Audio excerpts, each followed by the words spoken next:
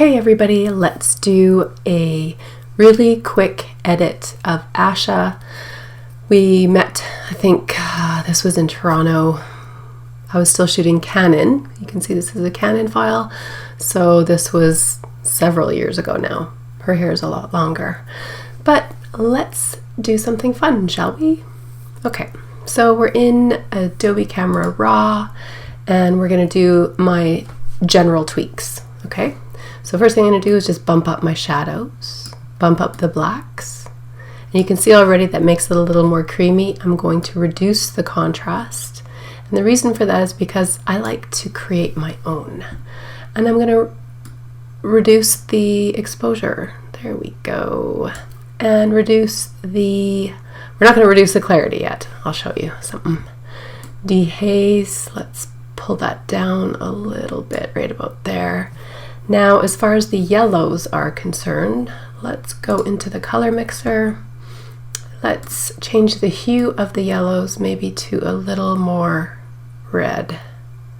See if we come all the way down, it gets like this. Actually like that.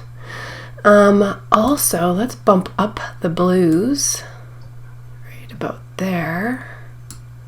That looks interesting. Anything else I want to do quite yet? Let's reduce the oranges a little bit and reduce the reds a little bit. Yellows are still coming up as that one, so we'll reduce those. I don't want to reduce those actually. I do want them to be a little more red, something like that. Now the blues, we can change them to more of a cyan or even more of a purple. And the purple's really starting to show up on her skin, which actually I like. That looks cool. Okay, go ahead and open this object like so. And now I'm going to click on this layer, right click, new smart object via copy, double click to open it back up into Adobe Camera Raw.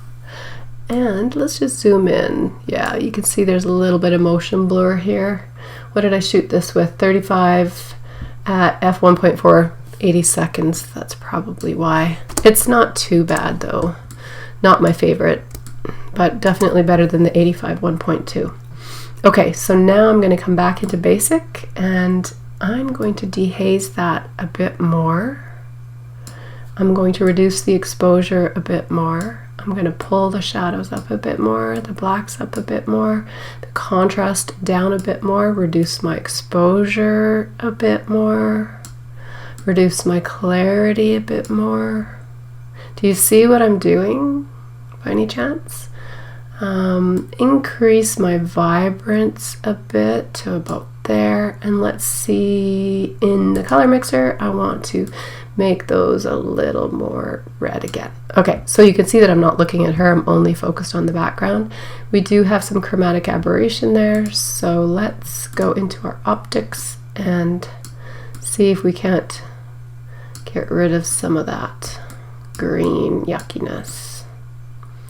That looks pretty good. I'd say that's pretty darn good. Maybe just a little bit more exposure. Okay, now we're gonna open that one. Okay, this is what it's gonna look like. Now what we're gonna do is we're gonna hold down our Alt or Option key, click on our mask, and then we're just going to grab a white brush and we're going to paint that onto the background.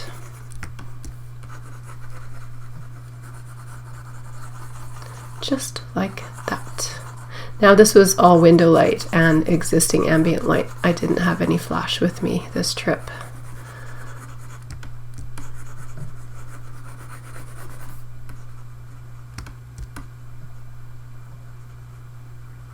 But you can see that the reason that I shot with my 35 was because I had my back to the hotel window, and the reason for that was because I wanted that direct window light on her. So I'm just kind of doing this quick and messy because I'll go back over it more carefully but I usually do it really quick and dirty initially. And then I'll mask it off her. And I'll show you a way that I do it, which normally is quick and easy. Okay, let's turn that one off altogether. Let's turn this one back on. I'm going to rasterize this layer, otherwise it won't do it. Select subject. Now it should do a relatively good job at selecting her. See, not too bad. I'm just going to grab my lasso tool and get rid of the stuff that I didn't want it to grab, like that. Oops, undo. Hold the shift key down because you want that. And I'd say that's fairly good enough, actually. And all I'm going to do now is come up to select, modify. I'm going to contract that by 1 pixel. Select, modify, smooth it by 2. And then select, save selection. I just call it 1. Boom. Okay, now we can click on this one and you can see that she is perfectly selected, right? So now we've done all of that. So now we're going to load our selection again, which is 1. Go OK. And now we can just grab our black brush and all of the stuff that was all over her will just be cleaned up a little bit easier than trying to do it yourself. Yes? I'm going to go into properties and feather that out just a smidge. Hit deselect and now we have this all figured out. Nice, right? Go ahead and flatten that. And as far as Asha is concerned, let's do a little bit of fixology on this part of her hair. So how do we do that, you say? Well, let's grab this color and we're just going to blend this much in here. I think that will work. Another layer, I'm going to come up here and grab my hairbrush. Now keep in mind, if you like any of these brushes that I'm using, you can run over to my website and purchase them for yourself. I'm just going to use a 12% flow and not very big, but I'm just going to sample these colors. You can see they're coming up as a little bit gray. Her hair's not gray, it's just because of the blue undertones and the window light. So if I do this, and now if I come here and choose this one, I'm going to pull my flow up to about 30, make this a little bit smaller, and there we go. So now we've got the highlights added back to that hair that we kind of added in. Isn't that cool? Easy peasy. Just like that. That's good. That's good enough. We're going to flatten that. Flatten. Then I'm going to duplicate my layer. I'm going to go down. I'm in my retouch set here. I'm going to do my frequency separation because I work in 16-bit. So I choose the 16-bit one. And this, I'm going to go down to the low layer, okay? Because I like to use my mixer brush. These are my settings for my mixer brush. I don't usually change them at all when I'm doing skin retouching, and it just requires little circles. Little circles. Just make sure you don't have sample all layers turned on because it will look really yucky. And you don't want yucky, you want yummy. Alright. We're just going to smooth all the skin really quick and dirty. This type of retouching doesn't really take very long, especially once you get comfortable with it. I do use a Wacom tablet because I'm way more comfortable with drawing and painting and that kind of stuff, and if I use a mouse then I feel like I've just got claw hand. And it's not as easy to use, actually. Some people say it takes a while for them to get used to it, but I say just get into it.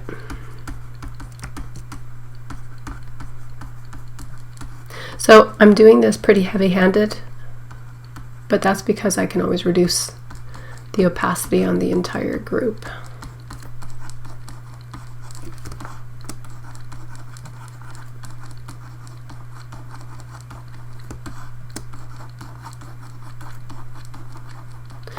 Now in my network, we do have a exclusively Boudoir group, and the nice thing about that group is that we make all of our own rules, so we don't have to adhere to Facebook or Instagram or any of the social media platforms that dictate what we can and can't post. So lots of free the nipple there, lots of it. More than welcome to post tasteful nudes, which is a nice change. I know, so often I used to do some really amazing creative nude photography, nude portraits, and then it's like the only place I could put them was on my website or 500px, and it just seemed wrong. So wrong.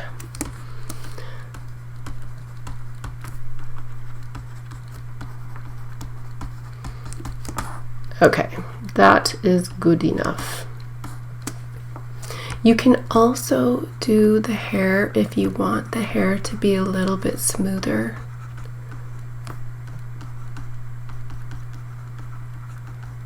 Up to you. Okay, so let's close the entire group. That's before, that's after, and then you can just reduce it if you want to bring back some of that texture, but I think that looks okay. And reduce and flatten. There we go. I'm really liking the blue on her. That looks cool. Now I'm going to go to my Dodge and Burn in my retouch set and open that, and I'm on my Dodge. I'm going to go to a regular brush, and I'm going to be about 3% flow for this one. And all I'm going to do is come in here and just add some highlights back to her hair. This is with my hairbrush again, you can see that.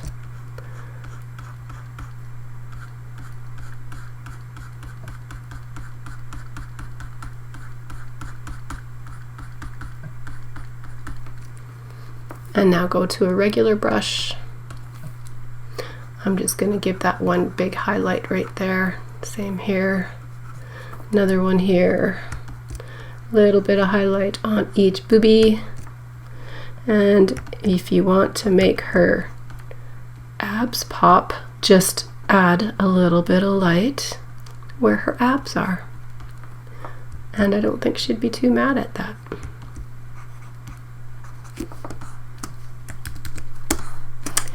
And light in the eyes, because she has such light blue eyes.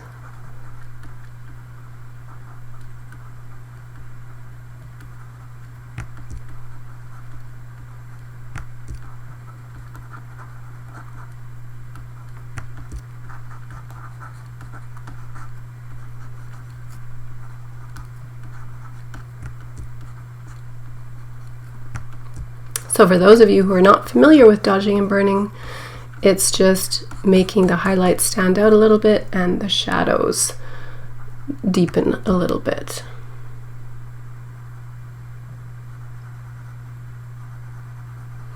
I'm just helping her out with her eyebrows here.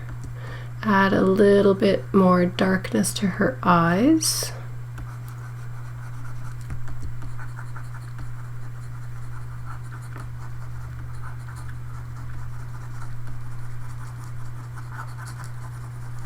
Some shadows.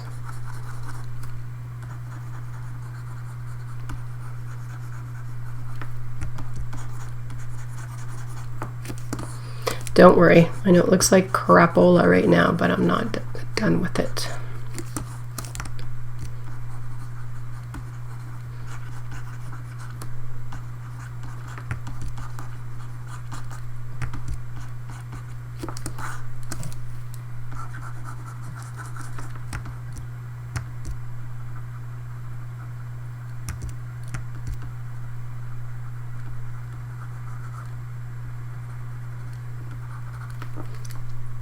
So I'm going to feather that out and reduce that down.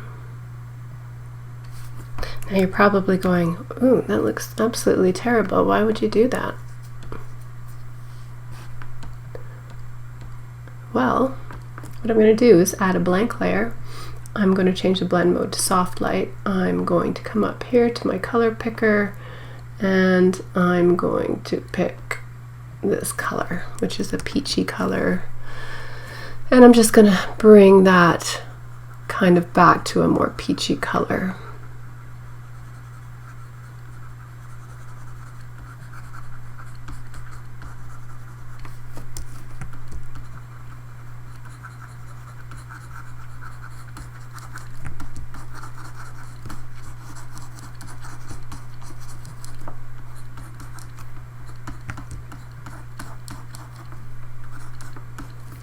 And reduce.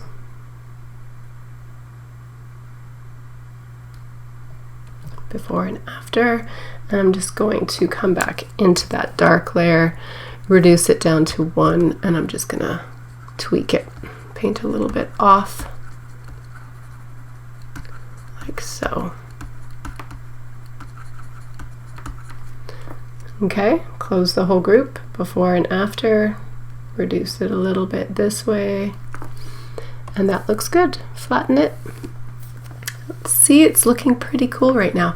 Now a new blank layer. I'm going to change the blend mode to overlay, and I'm just going to sample this color, put my flow up to around 50%. And what we're doing here is we're just taking away this space by darkening it down so that the focus of the entire image is on Asha.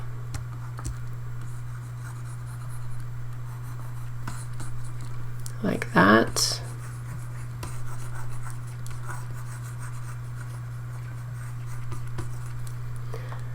That looks good. You could go ahead and blur it out. 45 or so, reduce, flatten that. I do want to grab my patch tool and just get rid of that hotel door message thing, because that looked ew. So does this. I think that's a smoke alarm. And this one too. That looks better. Okay, layer, flatten. And now what we're going to do is we're just going to go filter, alien skin, exposure, and that should do everything I want to do to this image.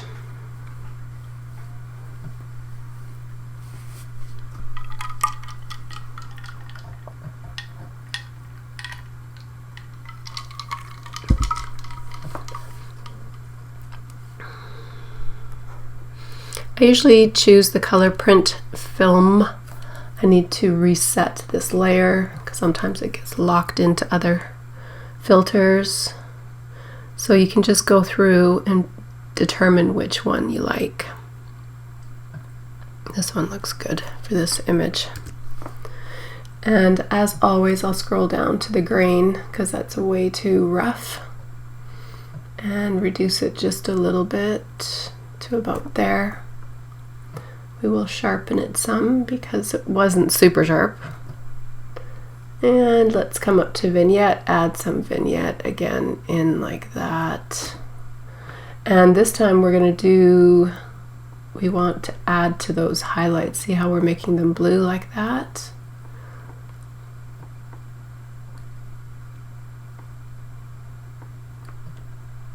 Not too strong though. And sharpening. In this detail window, if you hold down your option key, you can see what you're sharpening. If you hold down your option key and slide the masking over, you can see that you're really just sharpening her and not the background. A little bit of clarity, and we'll reduce the highlights a little bit, give us a little bit of shadow work in there. And I think that's good. Let's do a little bit of matte. So we'll just move this up a bit, move this one up. Yeah, and then give it some matte right here. But I still want some contrast. I don't want it to be too matty. And that's too much. That looks nice. Okay, click apply.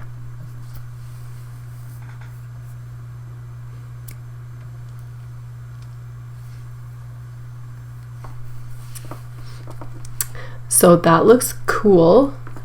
Add blank layer, and now we're just going to add a little bit of drama.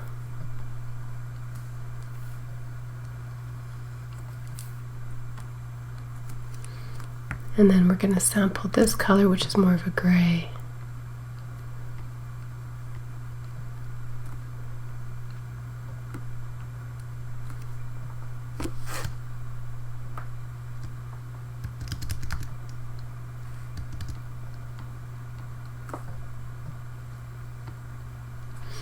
Okay, and then reduce.